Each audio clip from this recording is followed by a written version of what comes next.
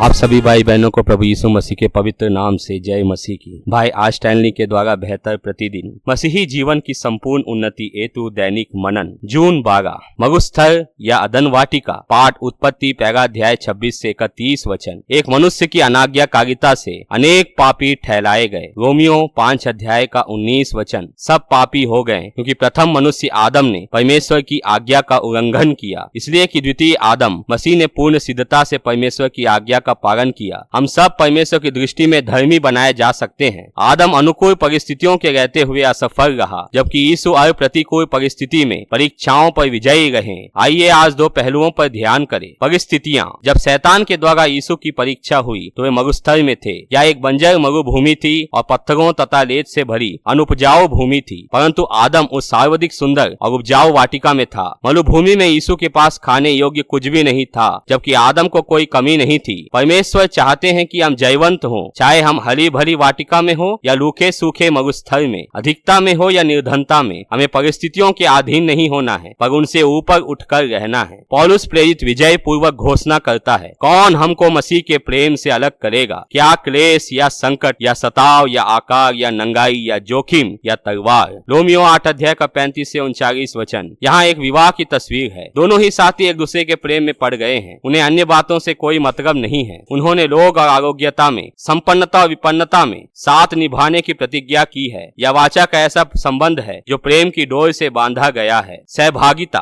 यीशु के साथ उनसे संगति करने और सहयोग देने वाला कोई भी नहीं था। जंगली जानवर उनके साथी थे। उन्हें परीक्षाओं का सामना अकेले ही करना था, परंतु आदम और हव्वा सहचर्य और संगति के लिए एक दूसरे के साथ थे। शत्रु के विरुद्ध खड़े होने के लिए दोनों को एक दूसरे का सहारा था, पर वे असफल हो गए। यीशु जयवंत हुए। यदि किसी कारणवश हम ऐसे स्थान में हैं जहाँ संगति के लिए अन्य कोई विश्वासी ना हो, हमें कुछ अधिक सावधान और सतर्क रहने की आवश्यकता है। परमेश्वर के बच्चों की संगति में हमने जो कुछ सीखा है उसका अकेले में अभ्यास करना चाहिए। जब यूसुफ अकेला था तब उसकी परीक्षा हुई। उस गड्ढे, महल या जेल खाने में कहीं कोई संगति नहीं मिली। उसे अकेले ही सामना करना पड़ा। वह परमेश्वर की ओर रहा और जयवंत होकर बाहर आया। परमेश्वर अपनी योजना के अंतर्गत अपने भक्तों को कभी कभी अकेला रहने देते हैं कि उन्हें बलवान बनाए। हमारे समय रूपांतर के पर्वत की उत्तेजना में ही मगन नहीं रह सकते। हम ऊपर तंबू तान कर हमेशा वही बने नहीं रह सकते। हमें परीक्षा की तराई में नीचे आना ही पड़ेगा कि जीवन की वास्तविकता का सामना करें। हम इससे बच नहीं सकते। धीरज दिला नित्य तेरे संग, तेरी निज संगति में रहूं। जिस काम से होता दृढ़ विश्वास, जो आज जयवंत है मैं करूं। आप सभी भाई बहनों को जय मसीह की।